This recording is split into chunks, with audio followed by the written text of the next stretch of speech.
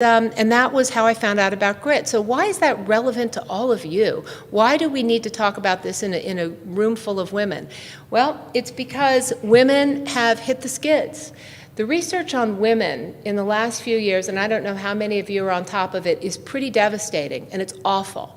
So for the first time in history, women are more unhappy than men, and that's a really sad, scary finding. So by the age of 48, most women used to be pretty content with their lives. They felt, happy with what they were doing, happy with their choices, set on where they were going. There was a general air of well-being or contentment.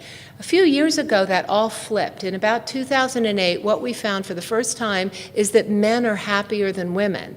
And to make it a little bit worse, last year, the Center for Disease Control reported a number of kind of leveraged findings about women and addiction and substance abuse and eating disorders. And what we found now is that middle-aged women lead the pack on suicide attempts, depression, eating disorder entries. Into the number one person entering eating disorder centers now is not a teenage girl, it's a middle-aged woman. And you'll hear more about my history with eating disorders in a little bit here. So middle-aged women are in a rough spot. And that's because societal forces have really conspired to give men more leisure time in some ways and to give them the wherewithal to ask for time off. In the process, they've shucked off more things like caring for aging parents, where women have picked up the slack. So the American Time Use Leisure Study has found that women only have 41 minutes a day to pursue their own goals. Now, when I work with women, and I work with men and women around the world, a lot of times I will ask them, what are the visions and the goals they have for themselves, and what brings them joy? And one of the things I find is that the phone often goes dead. Why? Because women lose themselves in the process of caring for others. How many of you have heard of the book The Confidence Code by Katty Kay and Claire Shipman?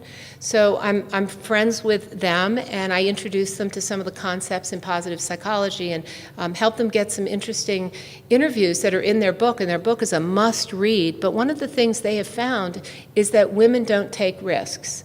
Women lack confidence, therefore they don't take risks. They don't go out of their comfort zone to go after their goals. And what I find in the work I do is quite often their goals are too small, if they even have them at all. And with only 41 minutes a day to pursue your goals, what are you going to do?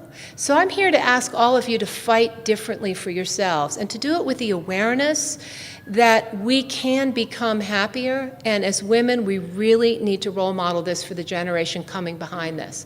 The burden is on us to turn this trend around and to bring back the goal setting, the hard goal setting, the grit, the resilience, and I'll tell you a little bit more about some of the things that do bring well-being. But can any of you relate to what I'm saying here? Are there any nods of recognition that, yep, this is hard.